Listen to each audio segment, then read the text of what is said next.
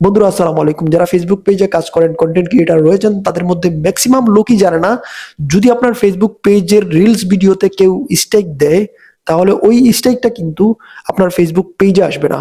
আসবে কোথায়?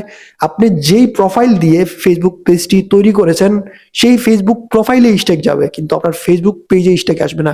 কিভাবে সম্ভব? এটা আমিও বিশ্বাস করতে পারিনি। আমি গত কয়েকদিন ধরে তিনজনের কাছ থেকে এই কথাটি শুনছি, কিন্তু আমার বিশ্বাস হয়নি। যখন আমি আমার এই ফেসবুক প্রোফাইলটি চেক করলাম, অর্থাৎ আমার ফেসবুক পেজটি যে প্রোফাইল দিয়ে তৈরি করা হয়েছিল, সেই প্রোফাইলটি চেক করতে গিয়ে দেখি যে আমার প্রোফাইলে একটা স্ট্যাগ আসছে। কোন ভিডিও থেকে আসছে, কোন পোস্টে থেকে আসছে, এইটা চেক করতে গিয়ে দেখি যে আমি একটা ভিডিও আপলোড করছিলাম আমার পেজে, যে প্রোফাইল থেকে পেজটা তৈরি করেছি, ওই পেজে একটা ভিডিও আপলোড করেছিলাম 3-4 মাস আগে। ওই ভিডিওতে একটা স্ট্যাগ আসছে। স্ট্যাগটা পেজে কাউন্ট হয়নি, হয়েছে কোথায়?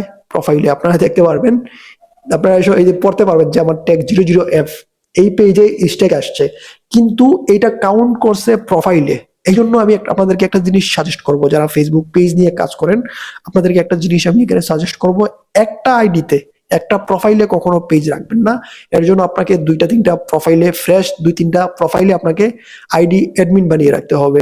যে কোনো সময় স্ট্রাইক আসলে আপনি যাতে যেই প্রোফাইলে স্ট্রাইক আসবে ওইটা থেকে রিমুভ করে নতুনটাতে নিয়ে যাবেন। ফেসবুক যে এই নতুন নিয়ম লঞ্চ করছে, কতজন জানে আমি ঠিক জানি না। আমি এই পর্যন্ত কাউকে দেখিনি এইটা নিয়ে কথা বলতে, যে ফেসবুকের প্রোফাইলে পেজে স্ট্রাইক আসলে সেইটা পেজে কাউন্ট হবে না, হবে প্রোফাইলে। যেই প্রোফাইল দিয়ে ফেসবুক পেজটি তৈরি করা হয়েছে, সেই প্রোফাইলের উপর স্ট্রাইক আসবে, কিন্তু ফেসবুক পেজে স্ট্রাইক আসবে না। ফেসবুক পেজের কোনো ক্ষয়ক্ষতি হবে না।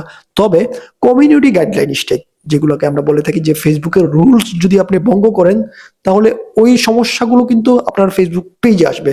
আপনি যেই পেজটা ব্যবহার করছেন, এই পেজে বিভিন্ন ইস্যু আসবে যদি আপনি ফেসবুক রুলস গুলোকে ভঙ্গ করেন।